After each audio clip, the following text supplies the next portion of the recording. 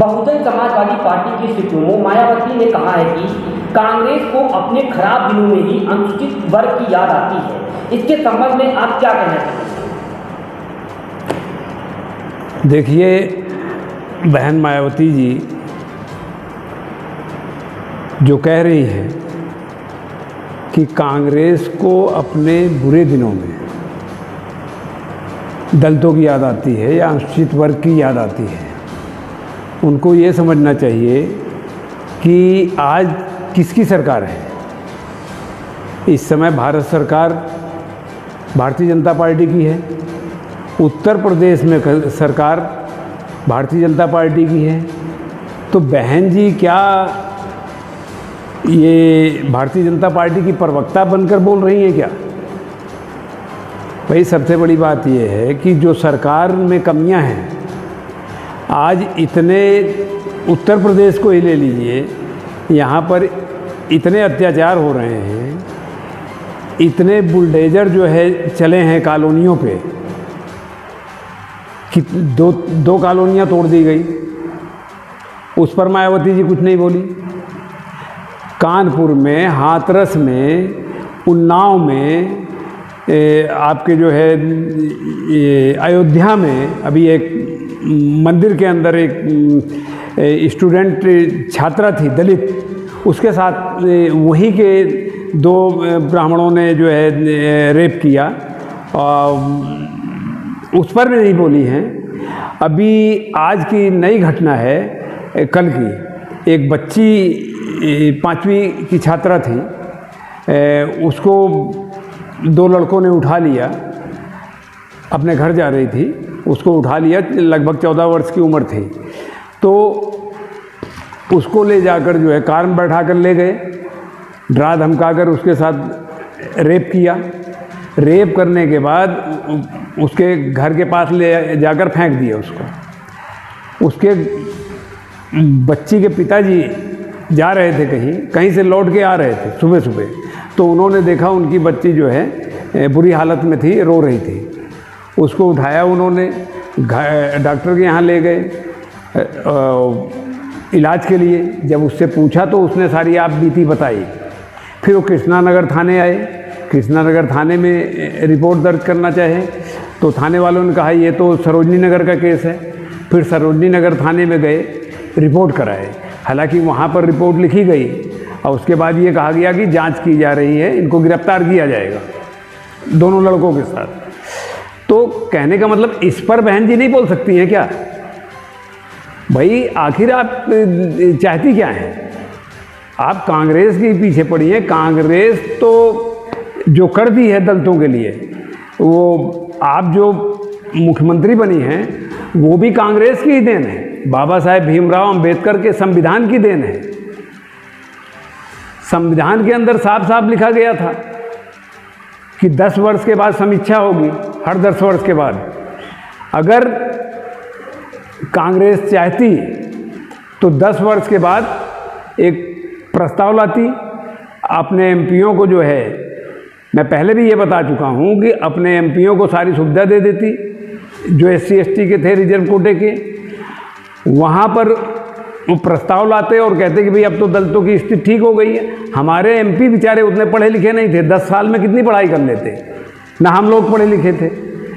तो हमारे सारे सांसद जो रिजर्व कोटे के थे वो हाथ उठा देते कि हाँ भाई हम लोगों की स्थिति ठीक हो गई है और अब आरक्षण समाप्त कर दिया जाए।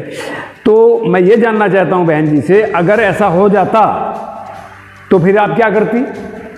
भाई, पढ़ लिख पाती? पढ़ने का मौका था। 10 साल में हमारे लोग कितना पढ़ लिए थे? बाबा साहेब ने जो संविधान लिखा, बाबा साहेब के संविधान का आदर किया, उसको लागू करे। जवाहरलाल नेहरू जी पहले प्रधानमंत्री थे, 10 साल के बाद उसको जो है 10 साल के लिए फिर बढ़ाए, और जितनी भी बाद में प्रधानमंत्री बने उनकी मजबूरी थी, उनको बार बार जो है आगे बढ़ाना पड़ा। कांग्रेस के अलावा बीच में दूसरे भी प्रधानमंत्री बने दूसरे दलों के, उनको भी बढ़ाना पड़ा। कारण यह है कि दलितों की स्थिति आज भी, दलित या OBC या अल्पसंख्यक, अभी भी वो उनकी स्थिति ठीक नहीं हुई है पूरी। तो इसलिए हमारे माननीय राहुल गांधी जी जो हमारे पार्टी के नेता हैं, और हमारे जो है खड़गे साहब जो राष्ट्रीय अध्यक्ष हैं, और बहन प्रियंका जी और राहुल गांधी जी, देश के अंदर जो है इसीलिए जनगणना चाहते हैं कराना, ताकि जिन लोगों को आरक्षण नहीं मिला है उनको भी आरक्षण मिले।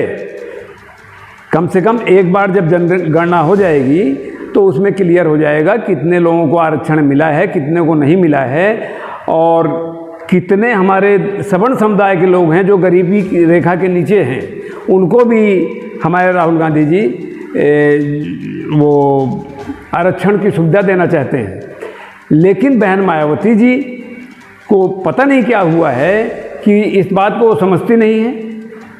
मैं ये जानना चाहता हूँ कि आप जब मुख्यमंत्री बनी थी, 3-3 बार 4-4 बार आपको मुख्यमंत्री बनाया देश के लोगों ने, दलित समाज प्लस हर समाज के लोगों ने जीता, हर समाज के लोगों से आप वोट पाकर जीती हैं।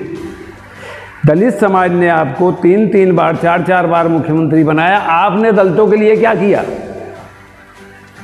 आपने अपने समय में सफाई कर्मचारी की भर्ती की, उसमें आपने जो है सब सवर्ण लोगों को भी शामिल कर दिया, सामान्य वर्ग की भर्ती कर दी। उसमें जो है आप सभी सवर्ण लोग के भी लोग भर्ती हुए, जबकि पूरे देश के अंदर, अपने हिंदुस्तान में, इंडिया के अंदर केवल SC/ST के लोग हर स्टेट में सफाई कर्मचारी हैं। लेकिन आपने सामान्य कर दिया। क्यों कर दिया भाई? आपको किसने संविधान बदलने की बात की?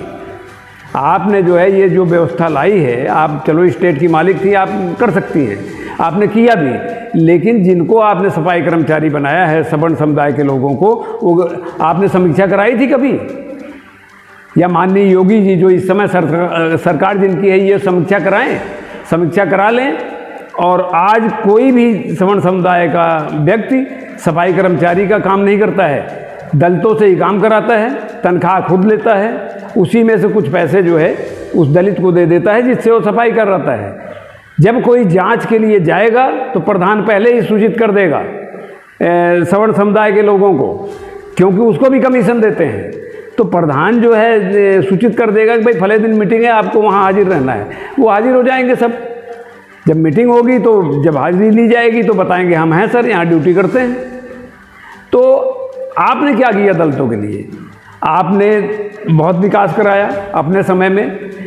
विकास क्या, आपने लखनऊ को लखनऊ देखने लायक बना दिया।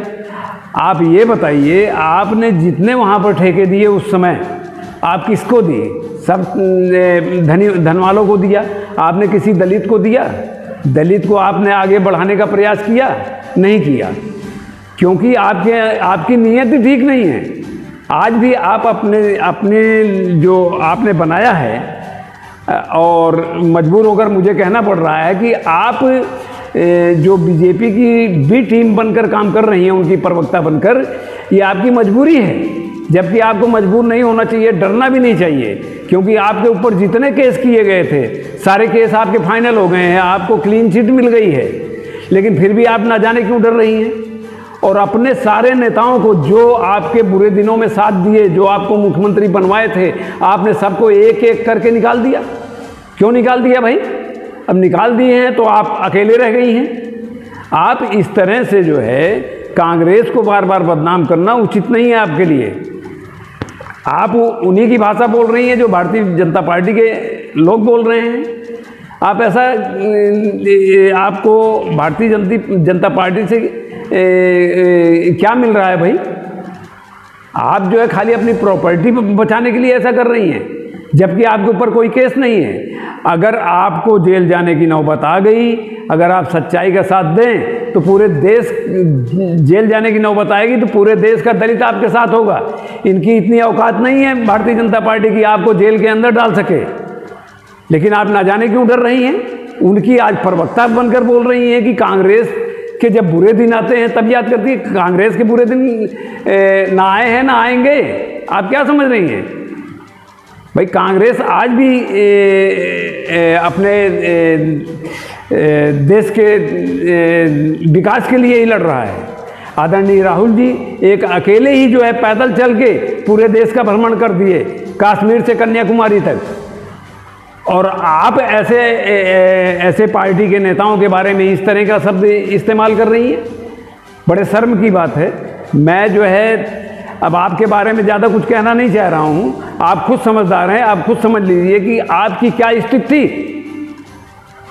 जो आपको राज बहादुर जी, जो आपके पहले प्रदेश अध्यक्ष थे उत्तर प्रदेश के बहुजन समाज पार्टी के, आपने उनको पार्टी से निकाल दिया, जबकि उन्हीं की साइकिल के कैरियर पर बैठ के आप घूमती थी जगह जगह, रात रात में मीटिंग करती थी। उस आदमी ने कितनी मेहनत की थी आपके लिए, लेकिन आप उनकी नहीं हुई। उसके बाद मानवर कांसीराम की नहीं हुई।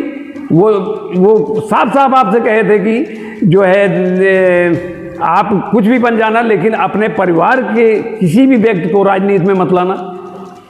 लेकिन आप राजनीति में लाई। भाई आप उनका सम्मान नहीं कर सकी हैं तो आप किसका सम्मान करेंगी? कम से कम जो है आज मुझे बड़े दुख के साथ कहना पड़ रहा है कि मानवर कांसीराम जी ने जितनी मेहनत की बाबा साहेब के नाम को चर्चा में लाने के लिए, बहुत मेहनत की उन्होंने। आज आप जो है आज मुझे लग रहा है उनकी आत्मा जो है आपको दुत्कार रही होगी कि हमने किसका साथ दिया, किसको मुख्यमंत्री बनवाया। और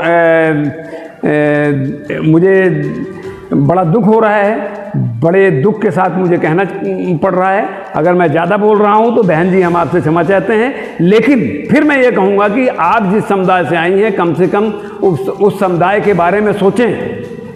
धन्यवाद।